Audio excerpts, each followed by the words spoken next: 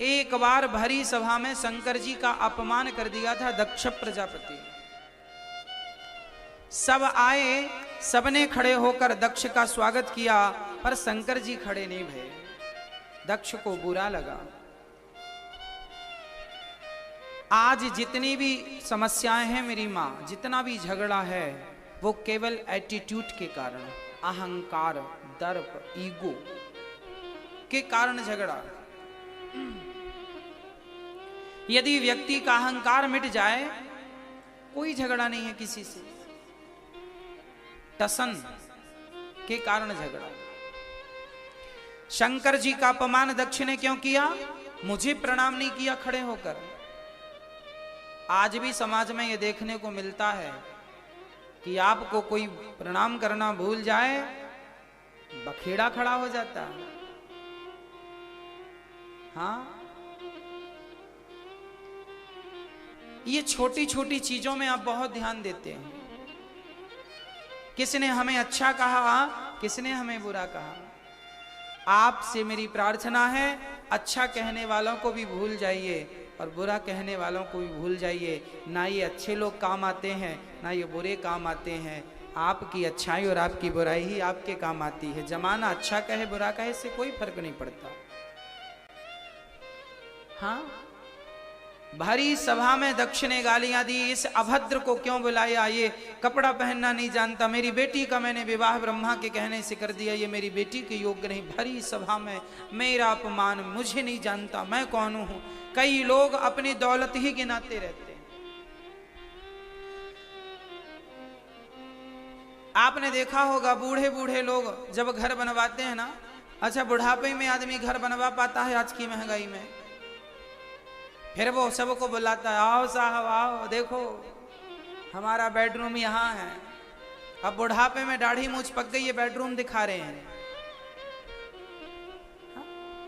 ये हमारा dining room है, ये किचन है। और कुछ दिखाए ना दिखाएं, टॉयलेट वॉशरूम जरूर दिखाते हैं। ये है हमारा वॉशरूम, जैसे इनको यहीं सोना हो। बुढ़ापा जो, अब इनसे पूछो कि तुम्हारे घर में 4 बेडरूम तुमने बनाए, आलीशान बनाया, ये बताओ तुमने बेडरूम तो 4 बनाए, तुम्हारे पास भजन की पूंजी कितनी है? भजन कितना है तुम्हारा? इस पर ध्यान नहीं गया बुढ़ापे में। घर बनवा तो लिया है आपने, धरा रह जाएगा। जो तुम्हारे संग जाना है कुछ वो भी घर भर बनवाओ, अच्छी बात है, पर जो संग जाना है संग वो भी तो जोड़ते चलो। पायो जी मैंने राम रतन धन पायो। मीरा से कहा कौन सा धन तेरे पास है? बोली राम नाम की। अब मैं आपसे पूछता हूं आपके पास राम नाम का धन कितना है? क्या जवाब होगा आपका? कितना है आपके पास बताओ? कई लोगों ने तो पहली बार कथा सुनी होगी आज, जागी आज है, बुढ़ापा गया, फिर इनके पास कितनी होगी? आज की होगी जितनी होगी, इन 7 दिनों की होगी जितनी होगी। तो राम नाम का धन जरूरी है। दक्ष ने गालियां दी, शंकर जी ने कोई उत्तर नहीं।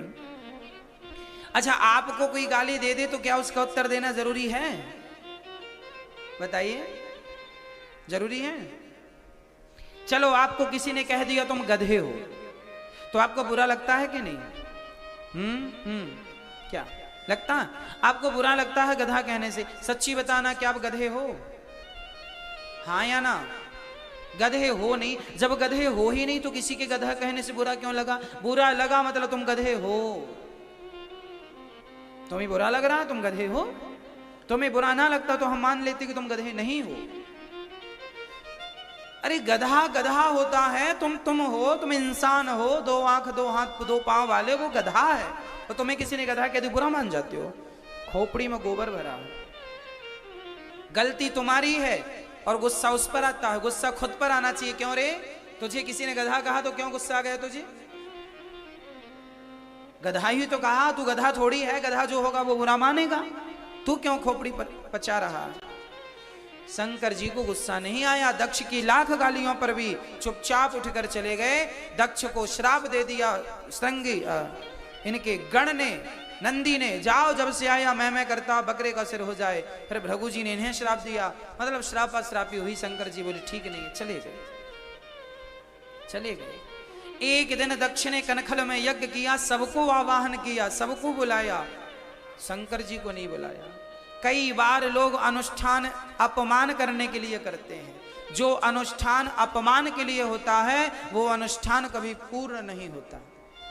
इसलिए कोई भी सत्कर्म करो, कोई भी अच्छा काम करो तो किसी को नीचा दिखाने के लिए, अपमान और सम्मान के लिए नहीं, आत्म कल्याण के लिए। सबके प्रति सम्मान रखो।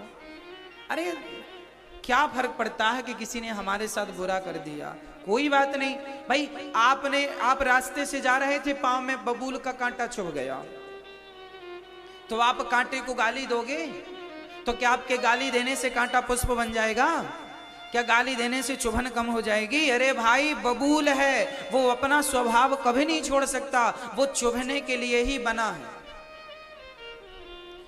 ऐसे ही समाज में कुछ लोग होते हैं जो आपकी अच्छाई को ना देखकर केवल आपको गालियां देते हैं, आपके दोष ढूंढते हैं। ये लोग भी बबूल हैं, इन्हें आप बदल नहीं सकते, इन्हें नहीं बदल सकते। तो क्या हुआ भाई, बबूल जहां लगा है, कांटों की जहां संभावना है, आप ही उस रास्ते को छोड़ के दूसरे रास्ते से आप ही बदल लो। रास्ता हमें ही बदलना पड़ेगा।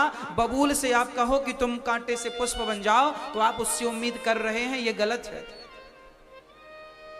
आपकी सास सुधर जाए, आपकी बहू सुधर जाए, आपका घर सुधर जाए, आपका पति सुधर जाए, आपकी पत्नी सुधर जाए, ये जो तुमने उम्मीद लगा रखी है, ये गलत उम्मीद है, ये सुधरने वाले नहीं है। तुम ही अपना रास्ता बदल दो, अर्थात तुम ही सुधर जाओ, तुम ही अपना रास्ता चेंज कर लो, अपनी थिंकिंग चेंज कर लो, विचारधारा बदल लो। उन्हें नहीं समझा सकते आप, उन्हें नहीं सिखा सकते, आप अपने आप को समझा लीजिए, अपने आप को चुप रखिए। जहां चुप रहने से काम बन रहा, चुप रह जाइए। बोलने से काम बन रहा, बोल दीजिए।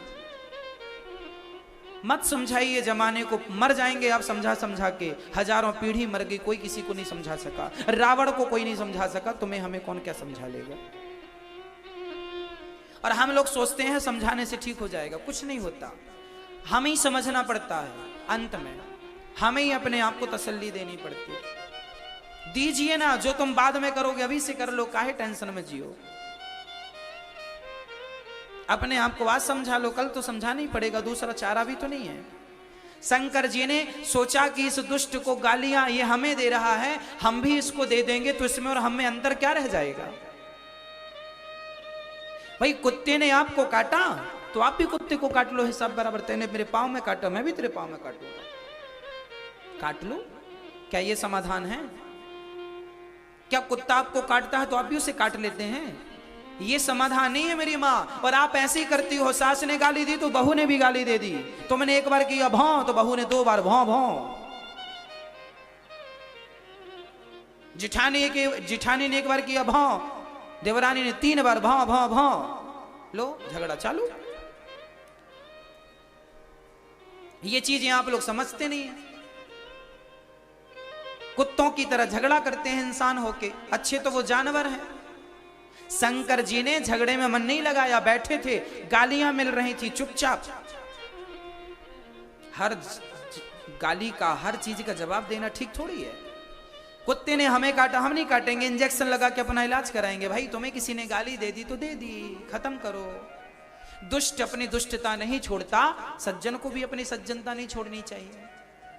एक सज्जन नदी के किनारे जा रहे थे, एक संत जी थे, श्री रामानुजाचार्य भगवान थे, वो जा रहे थे, एक बिच्छू बहती जा रही थी, उठाकर किनारे रखा, फिर बहने लगी, उसने डंक मार दिया संत जी के हाथ से, फिर छूट गई, फिर डंक मारा, फिर पकड़ा। बार बार वो उसे बचाने की कि ठंडी में ये क्यों बह रही है, किनारे कर दूं। वो बार बार चढ़ना चाहती थी, पर धार इतनी तेज थी नदी की, बह जाती थी।